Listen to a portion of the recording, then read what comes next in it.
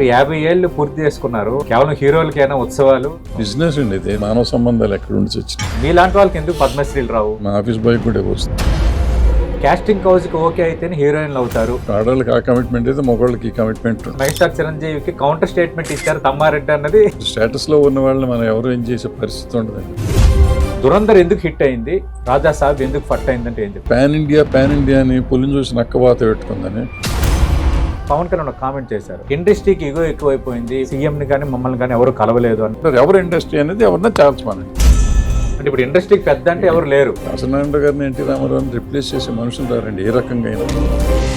శ్రీవారి లడ్డు అంటే చాలా పరమ పవిత్రంగా భావిస్తాం, దాని చుట్టూ ఈ వివాదం రావటం. ఇప్పుడు మనకి ఇస్తున్నది నా కల్తీ లేదని ఎట్లా చెప్తారు మీరు? వాదం వివాదం ఆయన్ని ఇష్టపడతాయి, ఆయన మాటలు కొందరిని కష్టపెడతాయి, కానీ అందరి నోట్లో ఆయన మాటలు వినబడతాయి. కొండ బద్దలు కొట్టడం అనే మాట విన్ను ఉంటారు కదా, దానికి డిక్షనరీలో ఒక రకంగా పర్యాయపదంగా కనిపిస్తారు దర్శక నిర్మాత తమ్మారెడ్డి భరద్వాజ గారు. ఈ వారం వీకెండ్ పాడ్కాస్ట్లో భాగంగా మనతో పాటు ఉన్నారు దర్శక నిర్మాత తమ్మారెడ్డి భరద్వాజ గారు. భరద్వాజ గారు నమస్తే సార్. నేను ప్రారంభంలో అన్నాను వాదం వివాదం మిమ్మల్ని ఇష్టపడతాయి అని. అంటే మీరు ఏదైనా కుండ బద్దలు కొట్టినట్టుగా మాట్లాడతారు, మీ ఒపీనియన్ మీరు చెప్తారు. అంటే వాడెవడో ఇష్టపడ్డాడనో వీడెవడో కష్టపడ్డాడనో కాదు, ఇది నా ఒపీనియన్, ఎవరేమంటే అనుకోని అనేది. ఖచ్చితంగా అన్న అంశాలపై మనం ఓపెన్గా మాట్లాడదాం సార్ పాడ్కాస్ట్లో. ముందుగా మీకు ప్రత్యేకంగా శుభాకాంక్షలు. 50 ఏళ్ళు పూర్తి చేసుకుంటున్నారు దర్శక నిర్మాతగా. 1976లో వచ్చిన చిన్ననాటి కళలు ఎలా అనిపిస్తుంది సార్ మీకు? బాగుంది, ఎంజాయ్డ్ ఇట్. 50 సంవత్సరాలు, ఎన్నో పరిచయాలు, ఎంతోమందితో ఇది చాలా మంచి అనుభవాలు ఉన్నాయి, అనుభవాలు ఉన్నాయి. Yes sir. అంటే ఆ రోజు గుర్తుకుందా, ఎలా జరిగింది సార్ అది? మొదటి రోజు మీకు ఎలా ఫీల్? అసలు ఏం తెలియదు. అంటే యాక్చువల్గా 76లో వచ్చినప్పుడు ఏంటంటే నాన్నగారు తీసిన సినిమా అది. నా పేరు వేసారు తప్ప నేను పెద్ద లేదా ప్రొడక్షన్కి వెళ్ళాను. మైసూర్లో ఉన్న షూటింగ్ అంతా మైసూర్లో చేశాను. So it was a great experience, కొత్త ఎక్స్పీరియన్స్. అందులో మైసూర్లో మేము చేసినప్పుడు ఏంటంటే అప్పుడు సబ్సిడీలు ఇస్తున్నారని అందరూ వెళ్ళిపోయాం. ఓకే. నేను అక్కడే ఉన్నాను. మన సినిమా ఉంది, క్రాంతి గారు ఓర్వశి తీస్తున్నారు అక్కడ, యశోదా కృష్ణ వీనస్ పిక్చర్స్ వాళ్ళు తీస్తున్నారు, ఇంకా ఇంకొక సినిమా ఏదో ఉండింది. ఇది కాకుండా కమల్ హాసన్ సినిమా అక్కడ జరుగుతూ ఉంటుంది, విష్ణువర్ధన్ సినిమా అక్కడ జరుగుతూ ఉంటుంది, కన్నడ విష్ణువర్ధన్, పుట్టన్న గారు డైరెక్షన్ సినిమా. విష్ణువర్ధన్ మధ్యలో వచ్చాడు. విష్ణువర్ధన్ కాకుండా అంబరీష్ సినిమాకి సెట్ వేసి చేస్తున్నారు. ఎంజీఆర్ గారు వచ్చారు. మేము చేసిన 4 రోజులు ఎంజీఆర్ గారు అక్కడ సినిమా చేశారు, అక్కడ షూటింగ్ జరిగింది. సో ఇంతమంది ఉండేవాళ్ళం మేము. నాకు ఫస్ట్ ఎక్స్పీరియన్సే మంచి ఎక్స్పీరియన్స్. మర్చిపోయి తిరుపతి జరిగింది, దాసరి నారాయణరావు గారు, హనుమాన్ ప్రసాద్ గారి ప్రొడక్షన్. మోహన్ బాబు అనుకుంటా కాదు, తిరుపతిలో నారాయణరావు గారు డైరెక్టర్ ఎవరో చేశారు. ఓకే. సో ఈ 4 సినిమాలు ఎట్లా ఉండే అంటే మేము ఒక ఇదనమాట, ఆ ఊరుగాని ఊరు కదా, ఇక అసలు మొత్తం ఏ సినిమా ఎవరిది అనేది లేదు. ఆయన్ని నా పని వాళ్ళు చేసేవారు, వాళ్ళ పని నేను చేసేవారు, అందరం ఫ్యామిలీ లాగా ఉండేవాళ్ళు, 4 కంపెనీలు అట్లా. సో ఏ అవసరమైనా పాపం అట్లాగే ఉండేవారు. ఈవెన్ ఆ ప్రీమియర్ స్టూడియోస్ ఆయన పెద్ద ఆయన ఉండేవారు, ఆయన మమ్మల్ని అట్లాగే చూసుకున్నారు, సొంత పిల్లలను చూసినట్టు చూసేవారు. చాలా బాగుంది. ఫస్ట్ అనుభూతి బ్రహ్మాండమైన అనుభూతి. అంటే మీకు ఫస్ట్ బ్రేక్ ఇచ్చిన సినిమా ఏంటి సార్? అంటే మీరు నిర్మాతగా డైరెక్ట్గా వచ్చిన కోతల రైడ్, తర్వాత 79లో కోతల రైడ్ స్టార్ట్ చేశా. చరిత్ర స్టార్ట్ అయింది అప్పుడు. ఓకే. ఓహో. చరిత్ర అక్కడి నుంచి కంటిన్యూ చేస్తున్నాను. అంటే 3 ఏళ్ళు హిట్ ఏమీ దొరకలేదు, చేయలేదు అసలు సినిమాలు. నేను స్ట్రైట్గా స్టార్ట్ అయింది 79లో యాక్చువల్గా, బట్ 76లో నా పేరు పడిన సినిమా 76, బట్ దానికి ప్రొడక్షన్ ఉన్నాను నేను. Okay sir. అంటే ఇప్పుడు 50 ఏళ్ళు పూర్తి చేసుకున్నారు, అంటే కేవలం హీరోలకైనా ఉత్సవాలు, మీలాంటి ప్రముఖ దర్శక నిర్మాతలకి ఇండస్ట్రీ పట్ల అంత కమిట్మెంట్ ఉన్న వాళ్ళకి ఉత్సవాలు జరపటం, సన్మానాలు ఏమి ఉండవా? ఇవంటే అసలు ఎవరికి పట్టిందండి, మనకే పట్టలేదు, వాళ్ళకి ఏం పట్టింది అనవసరం కూడా.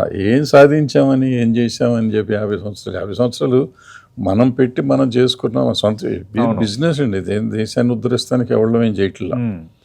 సో 50 ఏళ్ళుగా మనం బిజినెస్ చేసుకున్నాం కాబట్టి ఇంట్లో మన ఇంట్లో కూర్చుని మన ఫ్యామిలీతో ఎంజాయ్ చేయాలి తప్ప బయట వాళ్ళకి ఏం పట్టింది. అవును, కానీ బిజినెస్ అయినప్పుడు కూడా ఇండస్ట్రీ అనేది అదొక కళారంగం కదా, అదొక ప్యాషన్ ఉంటే చేస్తారు కదా అందరూ. అది ఏమి ఉంది, అది ఇప్పుడు ఎక్కడ ఉంది, వాళ్ళకి ఒక మనిషి మానవ సంబంధాలు ఎక్కడ ఉండి వచ్చినాయి. అది పెద్ద ఇష్యూ కాదు, ఇంట్రెస్ట్ లేదు ఎవరికి. ఓకే. అంటే నేనేమంటానంటే ఇవి 50 ఏళ్ళు పూర్తి చేసుకుంటున్న సందర్భం, అటు దర్శకుడిగా, నిర్మాతగా, ఇండస్ట్రీకి సంబంధించి అన్ని రకాల పాత్రలు పోషించారు. అటు ఫెడరేషన్లో కానీ మిగతా వాటిలో అన్నింటిలో మీలాంటి వాళ్ళకి ఎందుకు పద్మశ్రీలు రావు? అయ్యో, దానికి అర్హత ఉండాలండి. అర్హత అన్న ఉండాలి, ఇంకో రకంగా అన్న ఉండాలి, రెండు ఉండాలి. నాకు రెండు లేవు. ఓకే, అర్హత ఉంది సార్, అర్హత లేదని మీరు అనుకోవడం కాదు కదా. అట్లా కాదు, 50 ఏళ్ళు ఇండస్ట్రీలో ఇన్ని రకాల ఆస్పెక్ట్స్కి మీరు ఒక కేంద్ర బిందువు అయినప్పుడు. అదేం లేదు, అట్లేం లేదు. ఇప్పుడు మనకి ఇంట్రెస్ట్ ఉండాలి దాని మీద. అన్నీ నాకు అసలు ఆలోచన లేదు, ఇంట్రెస్ట్ లేదు.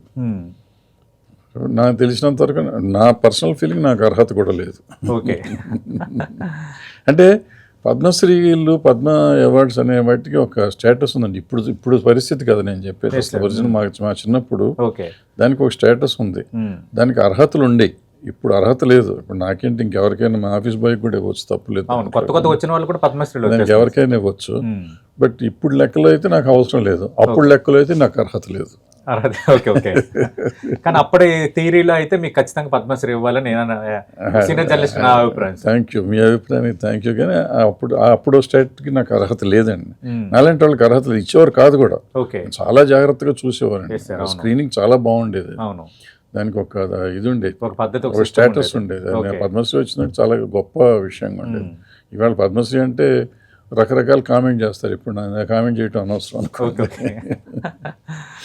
సార్ ఏంటి సార్ క్యాస్టింగ్ కౌచ్ మీద మాట్లాడారు అంటే, మెగాస్టార్ చిరంజీవి ఆయన ఇండస్ట్రీలో ఏమీ లేదు, అలాగే అమ్మాయిలు అందరూ కూడా కొంచెం అన్ని ధైర్యంగా ఎదుర్కోవాలని అన్నారు. లేదు, ఉందని మీరు అన్నారు. అంటే ఒక రకంగా మెగాస్టార్ చిరంజీవికి కౌంటర్ స్టేట్మెంట్ ఇచ్చారు తమ్మారెడ్డి అన్నది సోషల్ మీడియాలో ఒక రకంగా థంబ్నైల్స్ నడుస్తూనే ఉంది. అది యాక్చువల్గా కౌంటర్ నేను ఎందుకు ఇస్తాను, కానీ అవసరం కూడా లేదు. దాని మీద ఎక్కువగా రియాక్షన్స్ ఎక్కువ వస్తాయి. ఆయన ఇచ్చిన వెంటనే ఇవ్వాలి. నాకు నిజంగా రియాక్షన్ ఇవ్వాలంటే స్టేట్మెంట్ ఇచ్చిన మర్నాడే నేను ఇవ్వాలి. నేను 4-5 రోజుల తర్వాత అందరు దాని గురించి మాట్లాడుతున్నారు. మాట్లాడుతుంటే I just wanted to clarify. నాకు 50 ఏళ్ళ సర్వీస్లో ఎన్నో చూశాను నేను, ఎన్నో విన్నాను నేను. విన్నవి చూసినవి పంచుకుంటే అసలు నిజంగా ఏంటి చిరంజీవి గారికి తెలియని విషయంగా, చిరంజీవి గారు కూడా లేదు అంటూనే మనం జాగ్రత్తగా ఉండాలి అని చెప్పారు.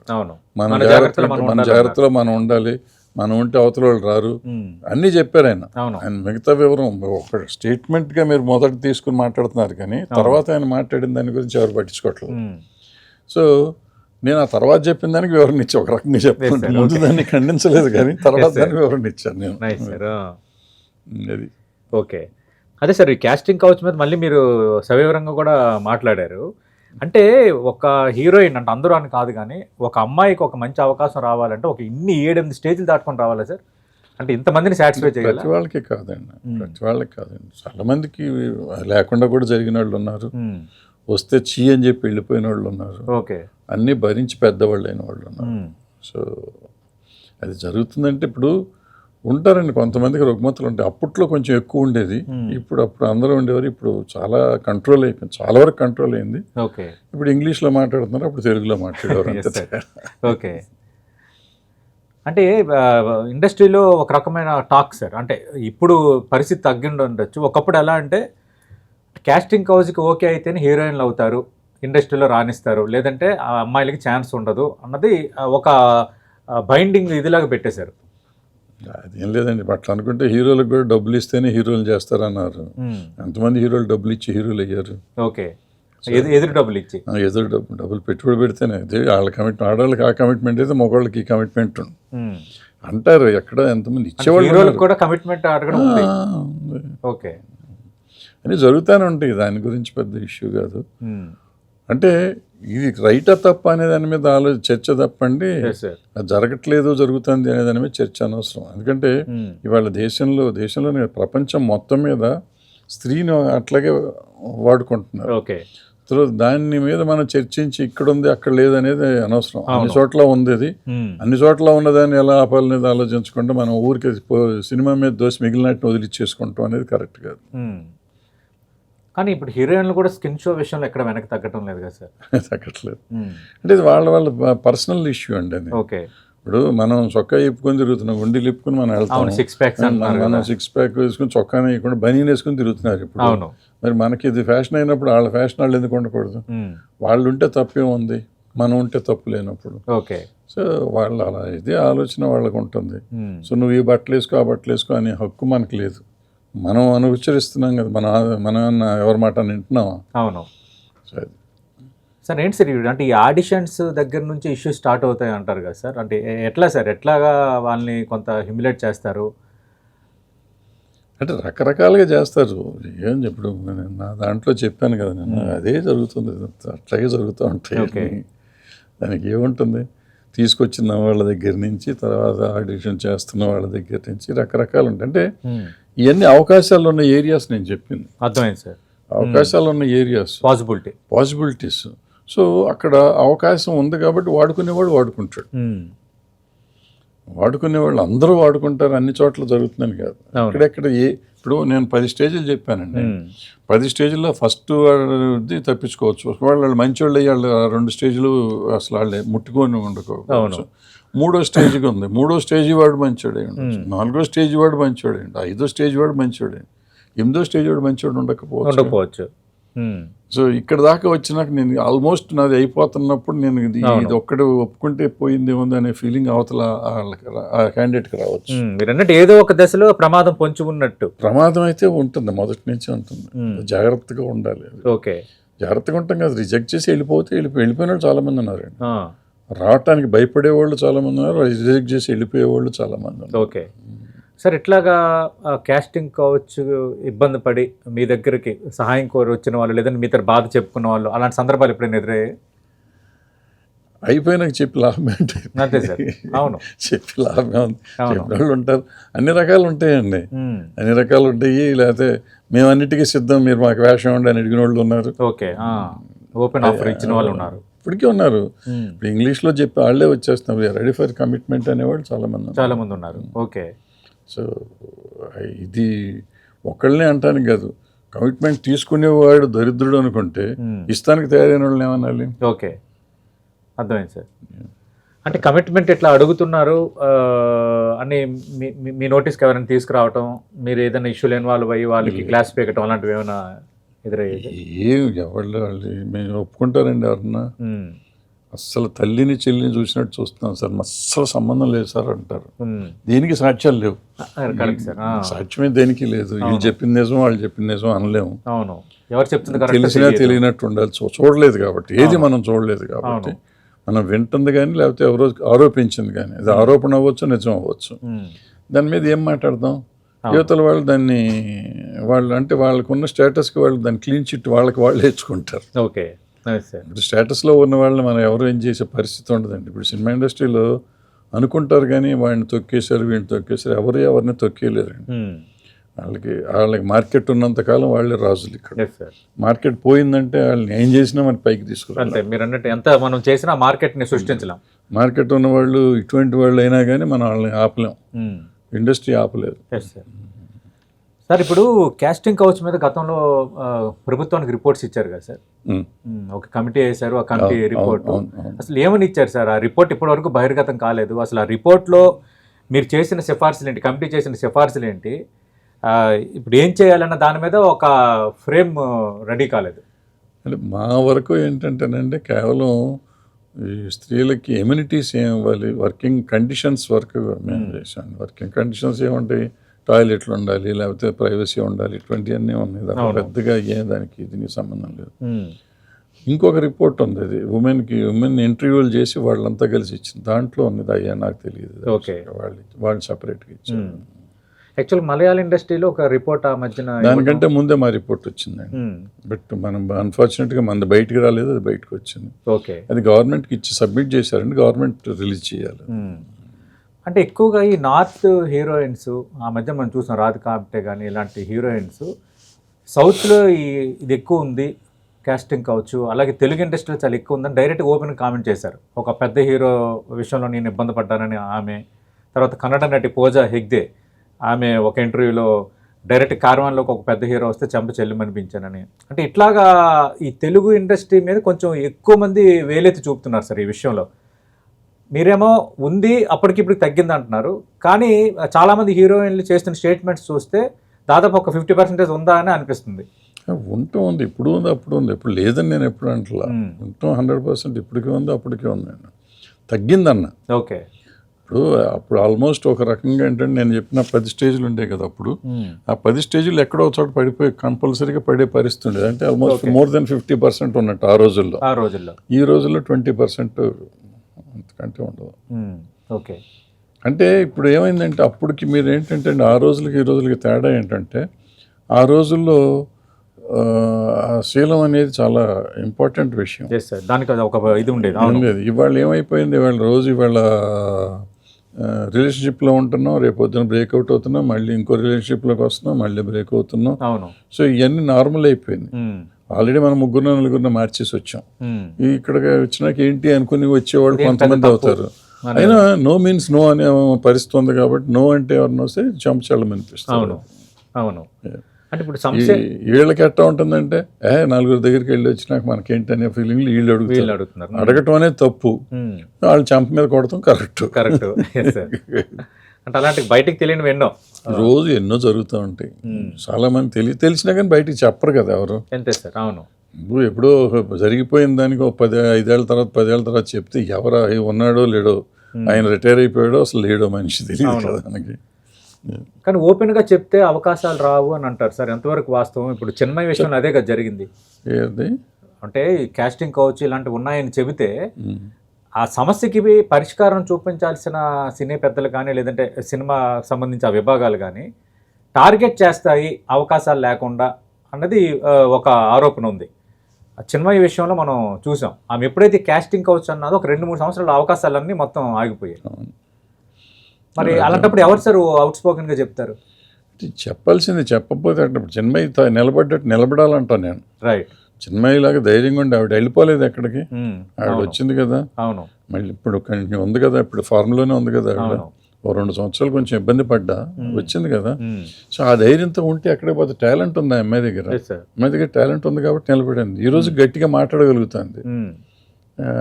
అట్లాగే శోభ అని మనకి మేకప్ ఉమెన్ ఉంది, ఆవిడని రానివ్వలేదు, నరేష్ గారి దగ్గర తర్వాత చేసింది. ఉంది ఇప్పటికీ ఉంది ఆమె. అమ్మాయికి కోర్టుకి వెళ్ళింది, వేసింది, ఆమెను వెళ్ళనివ్వలేదు. షూటింగ్ల దగ్గరికి వెళ్ళి ఆపారు, చాలా అసహ్యం చేశారు ఆవిడకి.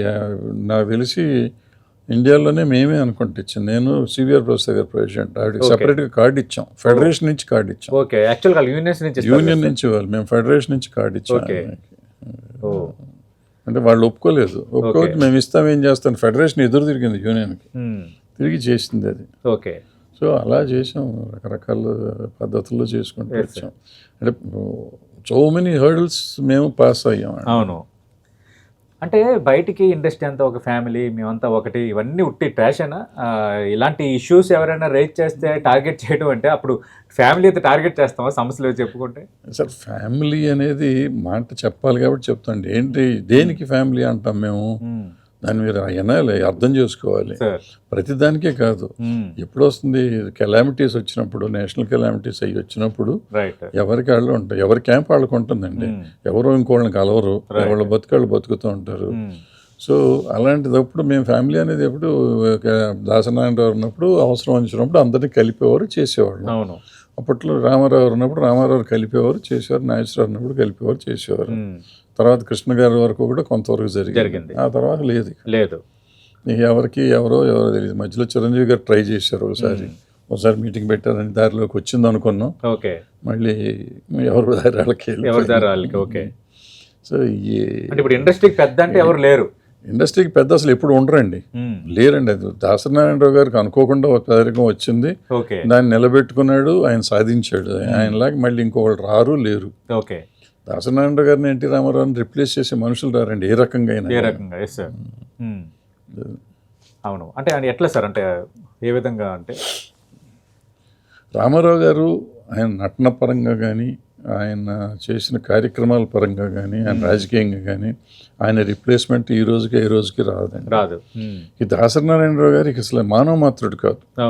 అంటే ఒక రోజు 4 సినిమా 5 సినిమాలు షూటింగ్లు చేసే కెపాసిటీ, సంవత్సరంలో 12 సినిమాలు డైరెక్ట్ చేసి రిలీజ్ చేసే కెపాసిటీ అసలు ఊహించండి. మిషన్ ఇది మిషన్ లాగా చేశాడు. పైగా 12 సినిమాలు చేస్తూ మధ్యలో యాక్టింగ్ చేస్తూ కథా మాటలు పాటలు అన్ని సినిమాలకి చేసి ఇవన్నీ చేయాలంటే మనిషి వేషం వేస్తూ మధ్యలో ఇన్ని చేయటం అనేది మనిషికి సాధ్యమండి. ఇది కాకుండా పంచాయతీలు, యూనియన్ పంచాయతీలు, ఊరు పంచాయతీలు అని చేసేవాడు. సో ఒక మనిషికి అసలు నిద్రపోయే టైం ఎప్పుడు ఉండేది తెలిసేది కాదు. అంత కష్టపడ్డాడు ఆయన. సో అంత టైం ఇచ్చేవాడు బయట వాళ్ళకి. ఇంత బిజీలో కూడా ఈ జనానికి సమస్యలకి టైం ఇచ్చేవాడు. సో మానవ మాత్రుడు చేసే పని కాదు. అందుకే ఆయన పెద్దడయ్యాడు. ఇండస్ట్రీ పెద్ద అని అందరూ గౌరవించారు. ఇష్టం లేని వాళ్ళు కూడా ఆయన దగ్గరికి అవసరమైతే వెళ్లాల్సి వచ్చేది. ఆయన దగ్గరికి వెళ్తేనే మా పని జరిగేది, సమస్య క్లియర్ అయ్యేది. అట్లాగే ఎన్టీ రామారావు గారు ఆయన టైపులో ఆయన. సో వాళ్ళిద్దరిని అసలు ఆలోచించి మనం ఊహించామంటేనే భయం వేస్తున్నారు. సార్ అంటే ఇప్పుడు సమస్య ఏదైనా వస్తే ఇంకా ఒకరి దగ్గరికి వెళ్ళే వాతావరణం ఇండస్ట్రీలో లేదు ఇప్పుడు. యూనియన్స్ ఉన్నాయి, ఫెడరేషన్ ఉంటుంది, ఛాంబర్ ఉంటుంది, అక్కడికే తప్ప పలానా మనిషి దగ్గరికి వెళ్తే సమస్య అవుతుంది అనేది ఏముంటుంది. అవును. అంటే ఆ మధ్యన ఎవరో అన్నారు, దాసరి నారాయణరావు లాంటి వాళ్ళు ఉన్నట్టయితే ఈ మధ్యకాలంలో స్ట్రైక్ అయింది కదా సార్, అది కొంచెం ఎర్లీగా క్లోజ్ అయ్యేది. ఇప్పుడు ఎవరు లీడ్ చేయాలో, ఎవరి మాట ఎవరు వింటారో తెలియని పరిస్థితి ఉందనేది. అది ఎందుకు స్ట్రైక్ చేస్తున్నారో వాళ్ళకి తెలియాలి, చేసిన వాళ్ళకే తెలియదు. సో దాని మీద మనం పెద్ద మాట్లాడతాం అనవసరం. అది 2 సార్లు చేశారు, ఏమన్నా చేశారు, కొండ వేలుకొని పెట్టినట్టు. ఒక్క సమస్య పరిష్కారం అవ్వలేదు. 2 times 30, ఒకసారి 50 days 40 days చేశారు. మొన్న 3 రోజులు ఏదో చేశారు. ఏది సాల్వ్ అయింది? ఒక సమస్య చెప్పండి సాల్వ్ అయింది. ఇది సాల్వ్ చేసాం అని చెప్పాలి కదా. పూర్తి రిజల్ట్ వచ్చినట్టుగా అనిపించలేదు. ఎందుకు మా వేసినప్పుడు 30 మంది రోజులు షూటింగ్ చేసి పాపం చిన్నవాళ్ళు చాలా మంది ఇబ్బంది పడతారు. పెద్దవాళ్ళకి ఏమి ఇబ్బంది లేదు, చిన్నవాళ్ళు చాలా ఇబ్బంది పడతారు అవి కంప్లీట్ అవ్వక. ఏది మాట్లాడినా మళ్ళీ కాంట్రవర్సీ అంటారు, నిజాలు మాట్లాడితే కాంట్రవర్సీ అంటారు, ఫ్యాక్ట్ మాట్లాడితే వివాదం, ఒకరి వైపు మాట్లాడితే ఇంకొకరికి నచ్చదు.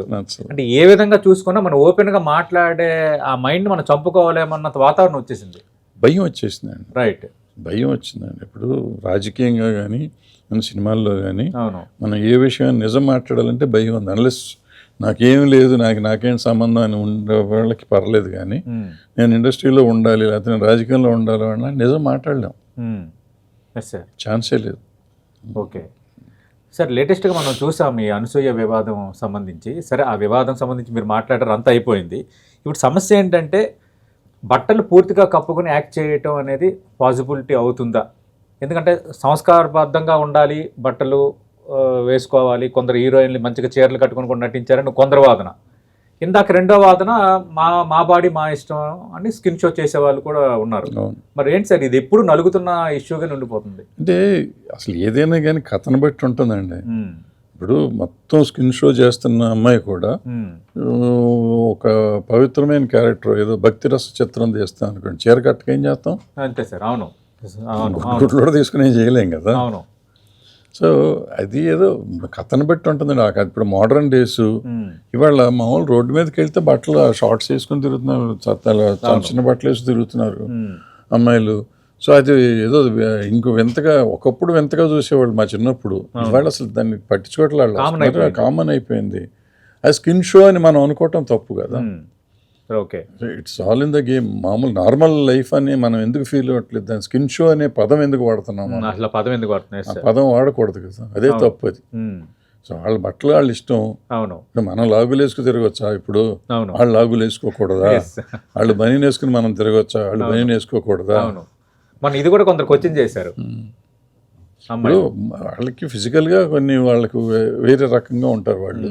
సో దాని మీద మనకి తెలియకుండా తరతరాలుగా ఒక ఐతో చూస్తాం అలవాటు అయిపోయింది పురుషులకి. సో ఇవాళకి ఇంకా మారలే. ఇప్పటికి చాలా తగ్గింది, కానీ ఇవాళకి మనుషులు మారలా. కొంతమంది ఉంటారు, కొంతమంది మనుషులుగా ఉంటారు, కొంతమంది చాటుగా చేసేవాళ్ళు ఉంటారు, కొంతమంది మృగాలు అయ్యి ఎమ్మటబడేవాళ్ళు ఉంటారు, రేపులు చేసేవాళ్ళు ఉంటారు, రకరకాల మనుషులు. ఓకే. సో దానివల్ల అవుతుందంటే ఇప్పుడు బట్టలు వేసుకుంటేనే రేపులు అవుతున్నాయి. బట్టలు వేసుకోకుండా చిన్నపిల్లని ఎవడు చేయమన్నాడు? 60 ఏళ్ళ ముసలమ్మని ఎట్ట చేస్తున్నారు? అవును. సో దానికి బట్టలు వేసుకుంటే వస్త్రధారణ కాదు. కొంతమంది జంతువుల దగ్గరికి వెళ్తున్నారు, వాటికి ఏమున్నాయి వెళ్తున్నారు. అందుకని అది మనిషి సైకాలజీ అండి. దాని గురించి మనం ఏదో ఈ సినిమాల్లో అయిపోయిందో లేకపోతే బట్టలు వేసుకోకపోతే అయిపోయిందో అనుకుంటా మన అమాయకత్వం, మూర్ఖత్వం అది. Yes sir. మరి దాని మీద ఎందుకు సార్ ఇంతగా జుట్లు పీక్కోవడం, రచ్చ రంబోలా కేసులు, గందరగోళం? ఇవన్నీ ఏంటంటే ఇప్పుడు మనకి యాక్చువల్గా భారతదేశం ఈజ్ షైనింగ్ అండి, ఇండియా షైనింగ్, పని లేదు, అన్నీ ఫ్రీగా జరిగిపోతున్నాయి, ప్రశాంతంగా ఉన్నాం మనం, టైం పాస్ అవ్వాలి కదా, ఏదో ఒకటి చేయాలి మనం. యూట్యూబ్లో ఉన్నాయి ఇదంతా అది రెవెన్యూ మోడ్ అయిపోయింది చాలా మందికి. సో దాంట్లో మనం ఏదో ఒకటి మాట్లాడాలి, డబ్బులు వస్తాయి, ఎంత కాంట్రవర్సీ చేస్తే అంత ఎక్కువ వస్తుంది, ఇక ఎంత బూతులు మాట్లాడితే అంత ఎక్కువ చూస్తున్నారు. సో దానికి ఏవో ఎక్కువ అయిపోతుందండి. అవును, అది ఎక్కువైపోయి మేకింగ్. కొంతమంది ఇప్పుడు ఏమైందంటే అందరికీ రాదు రెవెన్యూ, ఓ నలుగురికి వచ్చిందని చెప్పి వాళ్ళకి వస్తాను మనకు రాదా అని చెప్పి వీళ్ళు కూడా అదే లైన్లో వెళ్తున్నారు. సో దాంతో ఏమైపోయింది, అది బాగా పెరిగిపోయి నిరుద్యోగం కాదు, ఇది ఉద్యోగం అనమాట, ఇది ఒక రకమైన ఉద్యోగం, ఇదే ఒక ఉద్యోగం వాళ్ళకి. ఈ ఉద్యోగంలో వాళ్ళు పాపం వాళ్ళు సిన్సియర్గా ఉద్యోగాన్ని సరిగ్గా చేస్తున్నారు, వాళ్ళని గౌరవించాలి మనం. They are doing their duty properly, అంటే ఎర్నింగ్ కోసం కదండి. సో వాళ్ళ తప్పులేదు. అంటే మరి శివాజీ అనసూయ వివాదంలో ఎవరిది కరెక్ట్ అంటారు, ఎవరిది రాంగ్ అంటారు? ఎవరైనా కరెక్టే, ఆయన కరెక్ట్, ఈయన కరెక్ట్. ఆయన నోరు జారకపోతే, సామాన్యమైన పదం వాడకుండా ఉంటే తప్పు లేదు, తప్పు అసలేం లేదు. ఆయన చెప్పింది ఆయన అనిపించింది చెప్పాడు, అమ్మ బట్టలు వేసుకుంటామా అన్నాడు, అంతవరకు ఆగాలి. అవును, పైన ఎక్స్ట్రా డైలాగ్ అనకుండా ఉండాల్సింది, అది ప్రాబ్లం వచ్చింది. ఈవిడ కూడా ఆవిడ బట్టల సంగతి చెప్తే వాళ్ళ ఇష్టం, మా ఇష్టం మేము అనుకోవటం తప్పే ఉందండి, కరెక్టే. ఎవరైనా కరెక్టే. రైట్. అంటే మీరు అన్నట్టు రెండు వైపులు పదునున్న కత్తిలాగా ఇవి అంశం ఉండిపోయింది. అంతే. ఓకే సార్, ఇప్పుడు భారీ బడ్జెట్ సినిమాలు అనేది ఇప్పుడు బిగ్ డిస్కషన్ అయిపోయింది సార్. ఎందుకంటే మేము చాలా భారీగా ఒక సినిమా తీస్తున్నాము, ఇన్ని కోట్లు ఖర్చు పెడుతున్నాము, పాన్ ఇండియా, మా హీరోని ఎట్లా చూపిస్తున్నాం, అట్లా అని చాలా హడావుడినంతా స్టార్ట్ అయిపోయి లేటెస్ట్ 2 ఎగ్జాంపుల్స్ మీద ఎక్కువ డిబేట్ జరుగుతుంది సార్. దురంధర్ ఎందుకు హిట్ అయింది, రాజా సాబ్ ఎందుకు ఫట్ అయిందంటే ఏం చెప్తారు? దురంధర్ సినిమాలాగా తీస్తే ఎప్పుడైనా హిట్ అవుతుంది. ఇప్పుడు దురంధర్ ఈ మధ్య జరిగింది, మీరు అంతకుముందు గదర్ 2 అని ఒకటి వచ్చింది. అవును సార్. అది ఇంకా తక్కువలో, ఇది 250 కోట్లు 60 కోట్లు దురంధర్, అది 60 కోట్లే. దురంధర్ చేసినంత అది చేసింది. 60 కోట్లకి అతను అందులో కండెమ్డ్ హీరో ఆ టైంకి, సన్నీ డియోల్, ఇప్పుడు హీరో, అందులో హీరోయిన్ కూడా లేదు, ఎవరున్నారో ఎవరు లేరో తెలియదు, డైరెక్టర్ కూడా మామూలు డైరెక్టరే ఆ సినిమాకి, అది ఇరగబాదేసింది. ఆ తర్వాత వచ్చిన బోల్ బులయ్య అట్లాగే ఆడింది. చాలా సినిమాలు ఆడుతున్నాయండి, అప్పుడు వచ్చిన సినిమాలన్నీ ఆడుతూనే వచ్చినాయి. ఈ మధ్యలో ఇంకోటి కూడా ఆడింది కదా, చావా ఆడింది. ఆయన పెద్ద హీరోయిన్ కాదు, మరి అది కూడా బాగా ఆడింది. సో ఏదైనా కానీ కంటెంట్ని పట్టుకుని ఆడుతూ ఉంటాడు సినిమాలు. అది పాన్ ఇండియా అని పులిని చూసి నక్కవాత పెట్టుకుందని. పాన్ ఇండియా అంటే మనకి మన అమాయకత్వం ఏంటంటే, రాజమౌళి గారు ఒక ఎగ్జాంపుల్ సెట్ చేశాడు, ఒక టార్గెట్ సెట్ చేశాడు, లేదా ఇది సెట్ చేశాడు. ఆయన ఏం చేసి వస్తాడు, ఆయన సినిమాలకి పులిని చూసి నక్కవాత పెట్టుకోవటం అంటే ఆయన he makes it sure that it will not cross 30%. Remunerations 30% cross అవ్వకుండా 70% ప్రొడక్షన్కి పెట్టుకుంటాడు. ప్రొడక్షన్ మీదే ఖర్చు పెడతా ఉంటాడు. ఆయన తీసేదేదో తీస్తాడు, ఆయన ఆలోచన వేరు, ఆయన బాగా. ఇప్పుడు మనం ఏం చేస్తాం, ఆయనలాగా మనం సినిమా తీయలేం. ఆయనలాగా మనం ఏం చేయగలం, డబ్బులు ఖర్చు పెట్టగలం.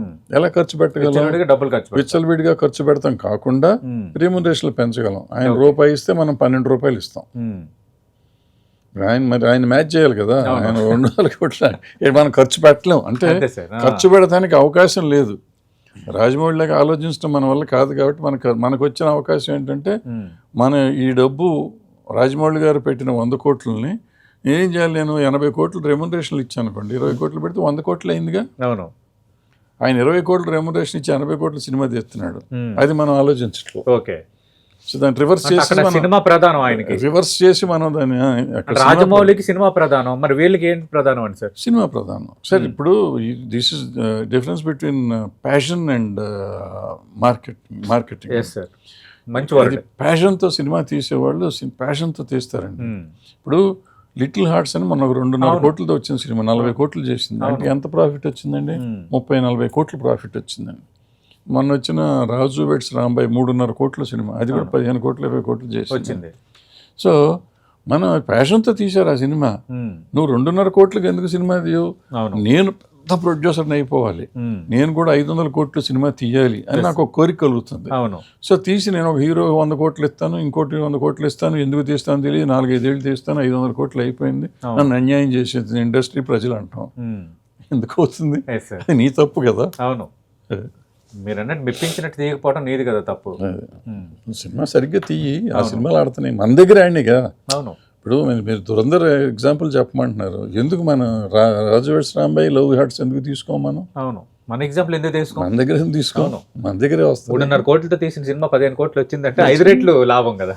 అది 2.5 కోట్లు 40 కోట్లు చేసింది. 40 కోట్లు, ఓకే.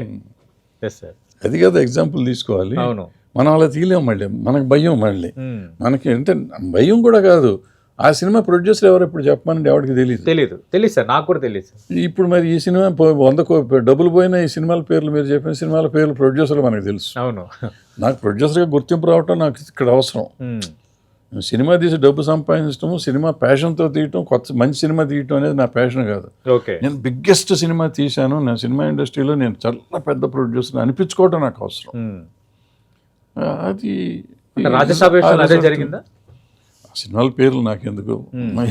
అదే సార్, అంటే ఈ మధ్య కాలంలో బాగా హైప్ తో వచ్చిన సినిమా రాజసాబ్, పాన్ ఇండియా అని ప్రభాస్ మార్కెట్ కూడా మనకు తెలుసు. అంటే హైప్ అని మీరు అనుకుంటున్నారు. హైప్ ఉంటే మరి ఓపెనింగ్ రావాలి కదండి. ఓపెనింగ్ రాలేదంటే హైప్ లేదండి అని అర్థం. ఓకే, హైప్ ఉందని మనం అనుకుంటే ఎట్ట కుదురుతుంది? ప్రజల్లో రావాలి, ప్రజల్లోకి వస్తే హైప్ ఉన్నట్టు. ఇప్పుడు ఏమీ లేని లిటిల్ హార్ట్స్ ఓపెనింగ్ వచ్చింది, ఇంత హైప్ ఉన్న సినిమా అని మీరు చెప్పేదానికి ఓపెనింగ్ ఎందుకు రాలేదు? రైట్, అవును, రావాలి కదా. ఉందా లేదా అనేది మనం డిసైడ్ చేయాలి. మనం అనుకుంటున్నాం, అవును, మన డబ్బులోనే కాబట్టి పబ్లిసిటీ ఇస్తున్నాం, హైప్ ఉందని. హైప్ జనానికి రావాలి, మనకు కాదు. అవును సార్, ఇప్పుడు పాన్ ఇండియా అంటున్నారు సార్, ప్రతి ఒక్కరూ అదే అంటున్నారు. మనం గమనిస్తే కేవలం డైరెక్ట్గా స్ట్రైట్ తెలుగు సినిమాగా తీయాలనుకున్న కొన్ని సినిమాలు సగం షూటింగ్ అయిపోయిన తర్వాత మళ్ళీ ఇది పాన్ ఇండియా అని అంటున్నారు, 4-5 భాషలు అంటున్నారు. అసలు ఏంటి సార్ ఇది? ఇది అంటే మార్కెట్ చేసుకోవటమా, లేదంటే అందరూ ఏదో ఒక దారిలో వెళ్ళిపోతున్నారా? అదే పులి చూసి నక్కువ తిట్టుకుందని చెప్పాను కదా. ఏం లేదు, ఊరికి పాన్ ఇండియా అంటే పెద్ద సినిమా అనుకుంటారు, ఓపెనింగ్ వస్తుంది అనే అమాయకత్వం. ఓకే, అంటే సినిమా మేకింగ్ ఒక అవగాహనతో చేయాల్సిన అవసరం చాలా ఉంది. అదృష్టంతో చేసేవాళ్ళు చాలామంది ఉంటారు. సో అదృష్టంతో చాలామందికి వర్కౌట్ అవుతుంది. ఓకే, సో అవగాహనతో కొంతమందికి వర్కౌట్ అవుతుంది. సో ఈ అదృష్టం ఉన్న వాళ్ళని చూసి అవగాహన లేని వాళ్ళు వచ్చి దాన్ని చేసుకోవటం, వాళ్ళ అదృష్టంతో వాళ్ళకి మంచి వర్కౌట్ అయింది. నాకు అవగాహన లేదు, అబ్బా వాళ్ళు చేసేసి నేను చేయనా, మీరు నాకు తెలుసండి, మీరు సినిమా ఇండస్ట్రీకి సంబంధం లేదు, నేను 50 ఏళ్ళ నుంచి ఉన్నా, మీరు రేపు ఒక సినిమా లిటిల్ హార్ట్స్ మీరు తీశారు, సూపర్ హిట్ అయింది. ఇప్పుడు మీరు ముందు చూసి నేను ఇంకో సినిమా తీస్తాం అనుకుంటే కుదరదు. లేదా నేను రాజమౌళి గారిని చూసి నేను 1000 కోట్లు పెట్టి సినిమా తీస్తే మొత్తం పోతుంది, నాకు ఉన్నది ఉంచుకుందే పోతుంది. సో ఇది మనం చేయకూడదు, అవగాహన కావాలి. ఓకే, అవగాహన లేకుండా ఇమిటేట్ చేయటం, కాపీ కొడతాం చేస్తే కొంచెం కదా మొత్తం బోల్తా కొడతారు. కొట్టిని కూడా సినిమా, తెలుగు సినిమాలు లాస్ట్ ఇయర్ అంతా మీకు దెబ్బ కొట్టిందంటే అదే దెబ్బ. అవును సార్, అవును. మీరు చెప్పండి, ఒక సినిమా పేరు చెప్పండి, హిట్ అయిన సినిమా పేరు. కొంచెం చెప్పుకోదగ్గ హిట్ ఏం లేదు కదా. పాన్ ఇండియా అన్న సినిమా పేర్లు చెప్పండి, ఒక హిట్ అయిన సినిమా. మళ్ళీ మీరు అన్నట్టు ఆ రాజమౌళి అవే కనిపిస్తున్నాయి, కానీ ఆ తర్వాత పాన్ ఇండియా మోడల్ వచ్చిన ఈ సినిమా కూడా కొంత సక్సెస్ పాత్ అందుకోలేదు. ఓకే, అంటే ఇప్పుడు స్ట్రైట్గా తీసిన తెలుగు సినిమాలు కూడా ఇప్పుడు మనం మనశంకర్ వరప్రసాద్ గారి సినిమా చూసాం సార్, ఆయన స్ట్రైట్గా తెలుగులోనే తీశారు, తెలుగులోనే రీజనల్ సినిమాలు ఆల్ ఇండియా రికార్డ్స్ క్రియేట్ చేసింది. ఈ సక్సెస్ ఫార్ములా ఎట్లా వర్కౌట్ అవుతుంది? ఆయన కొత్తగా ఏం తీయట్లేదు, ఒకటే కామెడీ జానర్ తీస్తున్నారు మళ్ళీ. అంటే మన ప్రాబ్లం ఏంటంటే హీరోలు అందరూ నేను కామెడీ సినిమాలు చేయకూడదు, యాక్షన్ సినిమా చేస్తే 1000 కోట్లు వస్తుంది అనే ఒక ఆలోచనలో పడిపోయారు. ఒక స్కేల్కి అలవాటు, స్కేల్ కావాలి, ఆ స్కేల్ కోసం యాక్షన్ సినిమా చేయాలి మనం అనుకుంటారు. యాక్షన్ సినిమా చేస్తే అవుతుంది, యాక్షన్ సినిమా కోసం ఖర్చు అవుతుంది ఆటోమేటిక్గా, ఫైట్లు కావాలి, పాటలు కావాలి, ఇవన్నీ చేస్తారు. ఈ అనిల్ రావిపూడి ఒక చిన్న ఫార్ములా ఒకటి పట్టుకున్నాడు. ఫార్ములా చిన్నదేం లేదు, 4 రోజుల్లో జంజాల్ గారు చేశారు, ఆ తర్వాత ఈవి సత్యనారాయణ గారు చేశారు, ఇట్లా రకరకాలు చాలామంది చేసుకుంటూ వచ్చారు. వాళ్ళ ఫార్ములా ఈయన చేస్తున్నాడు, ఈయన పర్ఫెక్ట్గా చేస్తే వస్తున్నాయి. లాస్ట్ సంక్రాంతికి 60 కోట్లు పెట్టి ఆ సినిమా చేస్తే అది 300 కోట్లు వచ్చింది. ఇది 150-200 కోట్లు పెట్టి తీస్తే ఇది 300-400 కోట్లు వచ్చింది. సో పైగా సంక్రాంతి పండగ అప్పుడు ఏంటంటే మేజర్గా సినిమా ఫ్యామిలీస్ని అట్రాక్ట్ చేసే సినిమాలు రావాలండి. Yes sir. వస్తే చూస్తారు. సో ఈసారి వచ్చినాయి అన్ని, అందుకనే అన్ని సినిమాలు బెటర్గా చేసినాయి. ఓకే. శివశంకర్ వరప్రసాద్ కూడా అట్లాగే బాగా చేసి. అండ్ మీకు అనిపించింది ఏంటి సార్ సంక్రాంతికి 5 సినిమాల్లో సంక్రాంతి మనగాడు ఎవరంటే ఏమంటారు? అందరూ మనగాళ్ళే. డబ్బులు వచ్చిన వాళ్ళు అంతా మనగాళ్ళే కదా సార్. డబ్బులు రాని వాళ్ళ గురించి మనమే మాట్లాడతాం. అవును, వచ్చిన వాళ్ళు మనగాళ్ళే, అందరూ మనగాళ్ళే. ఓకే. ఇప్పుడు ఈయనకి మన శివశంకర్ ప్రసాద్ ప్రాఫిటబుల్ సినిమా, అనగనగా ఒక రోజు రాజు ఫార్ములా ప్రాఫిటబుల్, నారి నారి నడుమోరారు కూడా నాకు డబ్బులు వచ్చినాయని చెప్తున్నారు వాళ్ళు. చాలా ప్రాఫిటబుల్లే అయిపోయి. అంటే ఇప్పుడు ప్రాఫిట్ అని చెప్పేదానికి అసలు వాస్తవం అసలుకి చాలా తేడా ఉంటుందని అంటారు సార్. ఎంతవరకు వాస్తవం సార్? అది ఉంటే చాలా చోట్ల ఉంటాయి. బట్ ఎందుకు చెప్పుకుంటారంటే వాళ్ళు కొన్ని అవసరాలకు చెప్తూ ఉంటారు. బట్ దగ్గరికి వస్తేనే చెప్తారండి. అంటే మొత్తం పోయిందనుకోండి, నాకు ప్రాఫిట్ వచ్చిందని చెప్పలేంగా. అవును, నేను 10 కోట్లు పెట్టి సినిమా తీసా, 9.5 కోట్లు వచ్చింది. ఓ 50 లక్షలు పోయిందంటాం కానీ నాకు 1 కోటి మిగిలింది అంటే బెటర్. పాజిటివ్ వైబ్ క్రియేట్ అది అట్లా చెప్తారు తప్ప మొత్తం పోయినాడు చెప్పినాక నమ్మరుగా. అవును, 9.5 వచ్చింది కాబట్టి నేను చెప్తాను నమ్ముతారు. మీరు నా వచ్చి ఉంటుంది లెక్కలు తెలియదుగా మనకు అనుకుంటారు. అవును, అదే నేను మొత్తం 1 కోటి రూపాయలు కూడా రాని సినిమాకి నేను ప్రాఫిట్లో ఉన్నానంటే పిచ్చోడని నవ్వుతారు. అవును. Yes sir. ఇప్పుడు హీరోల రెమ్యునరేషన్ కూడా ఇష్యూ అవుతుంది సార్. హీరోలు కూడా 100 కోట్లు 70 కోట్లు 80 కోట్లు ఇట్లా తీసుకుంటున్నారు. దానివల్ల సినిమా బడ్జెట్ పెరుగుతోంది అన్నది, దానికి టికెట్లు ధరలకు లింక్ చేసి పబ్లిక్ కూడా చూస్తున్నారు. ఏంటి సార్ ఈ సర్కిల్? ఎవరిది ఇందులో తప్పు, ఎవరిదంటే ఏం చెప్తారు? ప్రజలదే తప్పు. ఇప్పుడు ఎంత టికెట్ పెట్టినా వీళ్ళు చూడటం, పాప్కార్న్ రేట్ ఎంత ఉన్నా సినిమా చూసి పాప్కార్న్ కొనుక్కుంటాం వాళ్ళ తప్పు. వాళ్ళు చూస్తున్నారు కాబట్టి వీళ్ళు తీస్తున్నారు, రేట్లు పెంచుతున్నారు. తప్పే ఉంది దాంట్లో. ఓకే. నా ఉద్దేశంలో అన్నీ తప్పే. టికెట్ రేటు పెంచడం తప్పు, పాప్కార్న్ రేట్ ఉండటం తప్పు, అన్నీ తప్పే. కానీ వాళ్ళు చేస్తుంటే వెళ్తున్నారు కదా. ఓకే. మీకు రెవెన్యూ అంత వస్తున్నప్పుడు, ఇప్పుడు నేను ఈ మాట అన్నా అనుకోండి, ఈర్ష్య అంటారు. నీకు చేతగా నువ్వు అంటున్నావు అంటున్నారు. అవును, నాకు చేతగా నిజమే. అవును, నిజమే, నాకు చేయటం చేత కాదు. కానీ అందరూ చూస్తున్నప్పుడు మనం ఎందుకు కామెంట్ చేయాలంట. ఓకే. కామన్ మ్యాన్ అంటున్నా, కామన్ మ్యాన్ కూడా వెళ్ళి చూస్తున్నాడు కదా. అవును. ఎంతమంది దగ్గర అంత డబ్బులు ఉంటాయండి? రోజుకు 1000 రూపాయలు ఖర్చు పెట్టి అంత డబ్బు ఎవరి దగ్గర ఉంటుందండి? అయినా పెట్టి సినిమా చూస్తున్నారు. టికెట్ ఒక్కోసారి 1000 రూపాయలు కూడా పెడుతున్నారు. టికెట్ కొనపోయినా టికెట్ 10 రోజుల వరకు చాలా హైయెస్ట్ 500-400 రూపాయలు టికెట్ పెట్టుకున్నా ఇంకో 300-400 పెడితే 1000 రూపాయలు అయిపోతుంది. 1000 రూపాయలు పెట్టగలిగే స్తోమత ఉంటున్నప్పుడు, మనం స్తోమత నుండి పెడుతున్నప్పుడు మనం ఎవరు అడుగుతానికి పెట్టండి.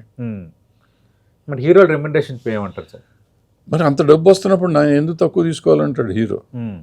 పైగా మనం ఆఫర్ చేస్తాం. నాకు తెలిసండి ఏ హీరో నా రెమ్యునరేషన్ సెట్ చేయమని అడగడండి. ఓకే.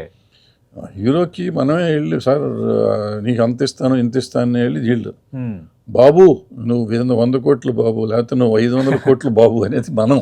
ఓకే. పాప ఆ బాబులేమి అంత మనం ముందు లేపుతాం, మనమే లేపుతాం. ఓకే. దాంతో ఇంకా ఆటోమేటిక్గా మార్కెట్ అనేది సెట్ అయిపోతుంది. అది వాళ్ళకి పెంచడం కాదండి, వాళ్ళకి పెంచడం వల్ల నష్టం ఎంత వస్తుందంటే చిన్న చిన్న ఆర్టిస్టులు కూడా రేట్లు పెరిగిపోతున్నాయండి. అవును. సో చిన్న సినిమాలకు కాస్ట్ ఆఫ్ ప్రొడక్షన్ పెరుగుతుంది. ఈ అదృష్టం ఏంటంటే మన ఈ 2 సినిమాలు ఆడటంతో అంత కొత్త వాళ్ళని తీసుకొచ్చేస్తానంటే, అంతకుముందు బలగం కూడా అట్టగా చేశారు. అట్లాంటి సినిమాలు వస్తూ ఉంటే కొత్త జనం వస్తారు. బట్ ఏమవుతుంది, వాళ్ళు కూడా ఒక సినిమా హిట్ అవగానే వాళ్ళని కూడా వీళ్ళు తీసుకెళ్ళి మళ్ళీ అడగొడతారు. మనం 5,000 రూపాయలు ఇచ్చి బలగం సినిమాలోనో లేకపోతే మన రాజు వెడ్స్ రాంబాయిలోనో తీసాం అనుకోండి, అతనికి 1 కోటి రూపాయలు ఇస్తానని చెప్పి తీసుకెళ్ళి పెట్టేస్తారు. అవును. నెక్స్ట్ టైం ఆ మనిషి ఉండడు మన చేతుల్లో. ఆ తర్వాత ఆ సినిమా ఆడకపోతే అతను ఉండడు మళ్ళీ 1 కోటి రూపాయలు. అవునవును సార్. మరి ఈ ఓటీటీలకు సంబంధించి ముందేమో అబ్బా ఆహా ఓహా అన్నారు, ఓటీటీలు వచ్చాయి మాకు కొంత బెనిఫిట్ అవుతుంది అన్నారు, థియేటికల్ రైట్స్ బెనిఫిట్ అవుతుంది, నిర్మాతలకి ఇది గుడ్ డేస్ అన్నారు. కానీ ఈ మధ్యకాలంలో ఇదే పాడ్కాస్ట్లో మాట్లాడిన ఒకరిద్దరు స్టార్ డైరెక్టర్లు, ఒకరిద్దరు స్టార్ ప్రొడ్యూసర్స్, మనం ఇందాకలు అనుకున్న పరిభాషలు స్టార్ ప్రొడ్యూసర్స్, వాళ్ళు ఓటీటీల వల్ల ఏమీ వర్కౌట్ అవ్వట్లేదు, ఒక రకంగా వాళ్ళు డిసైడ్ చేస్తున్నారు, 27 రోజులని పెట్టిన రూల్ అనేది మా మెడకు చుట్టుకుంటుంది అని అంటున్నారు. ఏంటి సార్, ఏది ఫ్యాక్ట్, ఎవరు కరెక్ట్ ఇందులో? ఎవరు కరెక్ట్ కదా సార్, అది కరెక్ట్ కాదు. వ్యాపారం చేస్తానికి మనం వచ్చాం. అవును. ప్యాషన్తో వచ్చాం. మా రోజుల్లో అప్పట్లో వచ్చిన వాళ్ళు మేము కాదు, మాకంటే ముందు వాళ్ళు ప్యాషన్తో వచ్చారు. ఉన్నా లేకపోయినా సినిమాలు తీసాం. థియేట్రికల్ డబ్బుల మీదే ఆధారపడి బతికేవాళ్ళం.